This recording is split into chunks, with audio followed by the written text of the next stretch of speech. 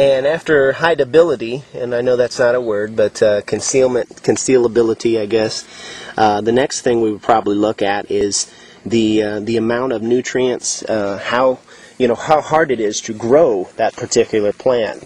We have some squash, some zucchini right in here, and even a monkey, I think, could grow this plant. It's a very simple plant to grow, very productive. The problem is it lacks in some of the other important things that we need to look at for a survival crop, and one of those things is the fact that it needs to be something that we can store. All right, and there's not really any super good ways to store zucchini long term. Evidently, it doesn't come out very well canned, and of course, freezing might be an issue unless you're off the grid, and even then, it's not something you want to rely on. So. You can see how productive these plants are. Fairly young. I would say they're maybe 45 days old from seed, if that. And these guys will produce all through the summer down here in where we are, which isn't Idaho. That was a joke. But down here where we are in the south, it's really hard to keep stuff growing in the dead heat of summer. And we're in that right now. And you kind of see of just garden that's nearly as pretty as it was a few months back. When we started doing these, or when you started seeing the fruit tree videos, is it's hard to keep stuff going. So honestly, this time of year we just kind of let it go. Anywho, so the ease of growing is going to be another factor as well too. And will it store? These carrots, they're a great crop. They take a good, maybe 90, 120 days. It is a cool weather crop, but it fits a lot of our factors. I got stuttery there, didn't I? It fits a lot of our factors as far as being able to hide the crop, being fairly productive, concealability, things like that.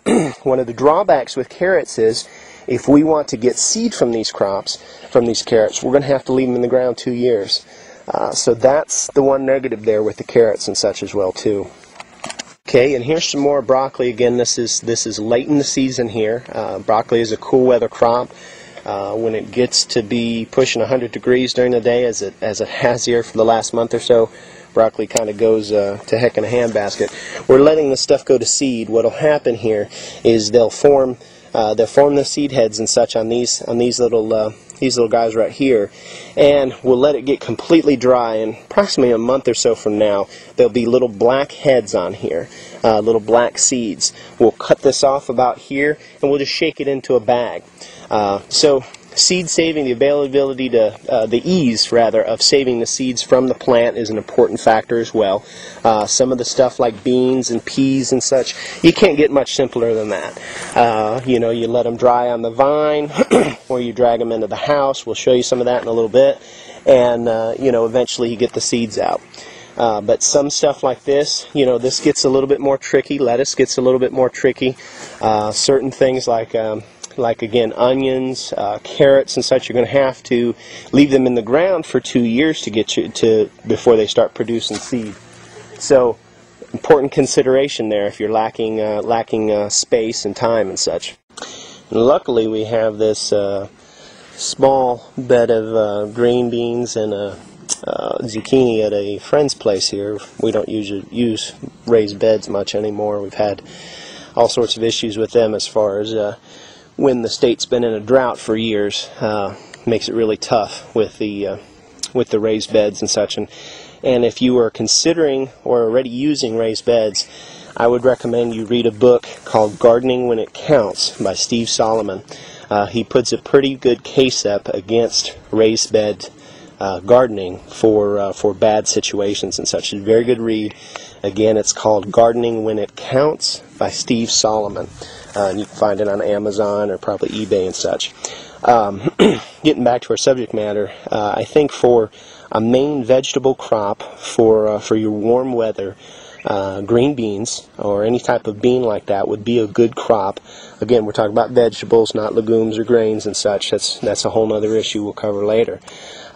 Cool weather, peas fit pretty good in that. Again, easy to store easy to collect and store the seeds. The plant's a low plant, okay, low to the ground plant, so it isn't like that corn where you're going to walk up there one day and find you know, the little Ivan target hidden in there and such, like we just showed, so it isn't going to block your perimeter in that.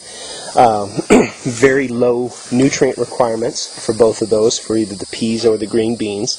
Both of them also, if they are inoculated with the rhizoba virus bacteria, as we talked about in one of the earlier videos with the soybeans and such, will actually add back nitrogen to your soil. Okay, and so it's I think peas and beans, peas for your cooler weather and beans for your warmer weather and such would be good main crop ideas for your summer and your fall and such, or your spring and your fall. Again, they fit all of our criteria and such. Now, that's not saying that's all you need to eat or all you need to grow, but for a large main crop, you've seen some of, on the other videos, you've seen some of the areas where we've had, at our place, where we've had the beans planted and such. We were able, so far, to put up, I believe we're close to 200 jars or 170 jars, quart jars of green beans. Now, that'll last us for 2 years for our family. So again, this is something that you want, something that will produce a lot, that you can pick. And oftentimes with these beans and such and these peas, you can pick them. These have been picked once before. This is a running or a climbing type bean, and you can see it's flowering again. Some of the girls, some of the bees they have here are out buzzing around here, working those as well too. So good. Again, beans and peas, good main crop type vegetable item for cooler weather and for warmer weather. All right. And promised to talk about some of the different things to store and such. I had to make a little cheat sheet, little chart here just to go over some of the different stuff. Again, we're basing what we want to grow on several different factors. And again, this is going to be different than what somebody who isn't concerned about survival or about keeping their crops and such quiet or secret from other people might base theirs on. We have several criteria. We've talked about most of them, and I'm just going to go down the chart here with some of the more commonly grown stuff in the U.S. There's not going to be anything too exotic and such. First one's going to be asparagus. Asparagus works out very good on the profile. When we were talking about where we showed the sweet corn and the target hidden in the sweet corn and stuff, we want low profile crops where possible, so that people don't use that as an entrance into the homestead or to the retreat if something happens, as a route of concealment. Okay, asparagus does excellent on the hideability or the concealment aspect of it. A lot of folks don't know, what asparagus looks like. It puts out a big fern, kind of looks like a big weed. We used to have some growing literally right in front of our front door. People would come and go, and it was just a weed, and no one ever knew it was asparagus. The nutrient needs or the ease of growing, asparagus is pretty easy to grow. It's one of those things you need to get established ahead of time. It is a plant that takes a couple years to start producing and such. The seed saving ability is a little difficult on it, and the storage is decent. You can it, things like that. We normally don't have that much asparagus, so we normally just eat it fresh.